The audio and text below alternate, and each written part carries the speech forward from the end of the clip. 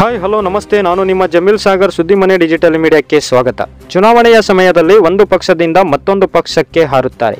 ಈಗ ದೇಶದಲ್ಲಿ ಲೋಕಸಭಾ ಚುನಾವಣೆಯ ರಂಗು ಏರುತ್ತಿದೆ. ಶಿವಮೊಗ್ಗ ಲೋಕಸಭಾ ಕ್ಷೇತ್ರದಲ್ಲಿ ಮಾಜಿ ಮುಖ್ಯಮಂತ್ರಿಗಳ ಮಕ್ಕಳಾದ ಕಾಂಗ್ರೆಸ್ ಅಭ್ಯರ್ಥಿಯಾಗಿ ಗೀತಾ ಶಿವರಾಜ್ಕುಮಾರ್, ಬಿಜೆಪಿ ಅಭ್ಯರ್ಥಿಯಾಗಿ BY ರಾಘವೇಂದ್ರ ಹಾಗೂ ಬಂಡಾಯ ಅಭ್ಯರ್ಥಿಯಾಗಿ KS ಈಶ್ವರಪ್ಪ ಚುನಾವಣೆಯ ಕಣದಲ್ಲಿ ಇದ್ದು ಭರ್ಜರಿ ಪ್ರಚಾರ ನಡೆಸುತ್ತಿದ್ದಾರೆ. ಇದರ ನಡುವೆ ಕಾಂಗ್ರೆಸ್ ಪಕ್ಷಕ್ಕೆ ಬಿಗ್ ಶಾಕ್ ಒಂದು ಎದುರಾಗಿದೆ. ಮಾಜಿ ಸಚಿವ ಕಾಗೋಡು ತಿಮ್ಮಪ್ಪರವರ ಆಪ್ತ ವಲಯದಲ್ಲಿ ಕಾಣಿಸಿಕೊಂಡಿದ್ದ ಕಾಂಗ್ರೆಸ್ ಪಕ್ಷದ ಹಿರಿಯ ಮುಖಂಡ, ಸಾಗರ ತಾಲೂಕು ಪಂಚಾಯಿತಿಯ ಮಾಜಿ ಅಧ್ಯಕ್ಷ ಮಲ್ಲಿಕಾರ್ಜುನ ಹಕ್ರೆ 30 ವರ್ಷ ಕಾಂಗ್ರೆಸ್ ಪಕ್ಷದಲ್ಲಿ ಸೇವೆ ಸಲ್ಲಿಸಿ ಈಗ ಭಾರತೀಯ ಜನತಾ ಪಕ್ಷಕ್ಕೆ ಸೇರ್ಪಡೆಗೊಳ್ಳಲಿದ್ದಾರೆ. ಮಲ್ಲಿಕಾರ್ಜುನ ಹಕ್ರೆ ಬುಧವಾರ ಸಾಗರದ ಪತ್ರಿಕಾ ಭವನದಲ್ಲಿ ಪತ್ರಿಕಾಗೋಷ್ಠಿ ನಡೆಸಿ ಮಾಹಿತಿ ನೀಡಿದ್ದು, ಗುರುವಾರ ಶಿವಮೊಗ್ಗದಲ್ಲಿ BS Yediyurappa, BY Raghavendra, BY Vijendra ಹಾಗೂ ಬಿಜೆಪಿ ಹಿರಿಯ ಮುಖಂಡರ ಸಮ್ಮುಖದಲ್ಲಿ ಕಾಂಗ್ರೆಸ್ ಪಕ್ಷವನ್ನು ತೊರೆದು ಬಿಜೆಪಿ ಪಕ್ಷಕ್ಕೆ ಸೇರ್ಪಡೆಗೊಳ್ಳಲಿದ್ದೇವೆ ಎಂದು ತಿಳಿಸಿದ್ದಾರೆ. ಇನ್ನೊಂದು ವಿಶೇಷ ಅಂದರೆ, ನಿನ್ನೆ ದಿನ ಸಾಗರದಲ್ಲಿ ಹಕ್ರೆಯ ವಿರುದ್ಧ ವಾಗ್ದಾಳಿ ನಡೆಸಿದ ವಿಧಾನ ಪರಿಷತ್ ಮಾಜಿ ಶಾಸಕಿ ಪ್ರಫುಲ್ಲ ಮಧುಕರ್ ರವರ ಕಾಲಿಗೆ ನಮಸ್ಕರಿಸುವ ಮೂಲಕ ಪ್ರಫುಲ್ಲ ಮಧುಕರ್ ರವರ ಆಶೀರ್ವಾದವನ್ನು ಮಲ್ಲಿಕಾರ್ಜುನ ಹಕ್ರೆರವರು ಪಡೆದುಕೊಂಡರು.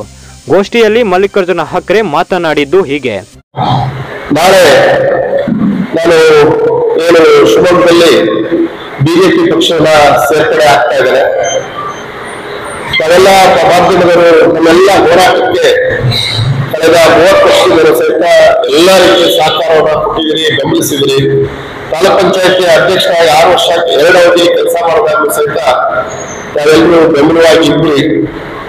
ಯಾವಾಗಲೂ ಜನರ ಪರವಾಗಿ ನಾವು ಕೆಲಸ ಮಾಡ್ಕೊಂಡು ಬಂದು, ಮತ್ತು ನಾನು ಒಂದು ಸರ್ಕಾರ, ಕಾಂಗ್ರೆಸ್ ಸರ್ಕಾರ ಇದೆ, ಅದೇ ರೀತಿಯೇ ರಾಜ್ಯದಲ್ಲಿ ಬಿಜೆಪಿ ವಿರೋಧ ಪಕ್ಷ ಸ್ಥಾನದಲ್ಲಿದೆ. ಶಾಸಕರು ನಮ್ಮವರು ಕಾಂಗ್ರೆಸ್ ಇಂದ ಆಯ್ಕೆ ಮಾಡಿದ್ರು. ಶಾಸಕರು ಮತ್ತು ಸರ್ಕಾರವನ್ನ ಬಿಟ್ಟು ನಾವು ಹೋಗ್ತಾ ಇದ್ದೀವಿ ಅಂದ್ರೆ ನಮ್ಮ ಮನಸ್ಸಿಗೆ ಎಷ್ಟು ಬೇಜಾರಾಗಿದೆ, ನೋವಾಗಿದೆ. ಆ ರೀತಿ ಎಷ್ಟು ನೋವನ್ನ ಈ ಶಾಸಕರು ಮಾಡಿದ್ದಾರೆ, ಶಾಸಕರ ನಡವಳಿಕೆ ಎಷ್ಟು ನೋವು ತಂದುಕೊಟ್ಟಿದೆ. ಯಾಕಂದ್ರೆ ಸರ್ಕಾರ ಬಿಟ್ಟು ಹೋಗ್ತಿದ್ವಿ. ಹಾಗಾಗಿ ಆ ನೋವು ನಮಗೆ ಬಹಳ ನೋವಾಗಿದೆ. ಹೇಳ್ಕೊಳಕ್ ಆಗದಿರೋಷ್ಟು ನೋವನ್ನ ಶಾಸಕರಾದವರು ಮಾಡಿದ್ದಾರೆ.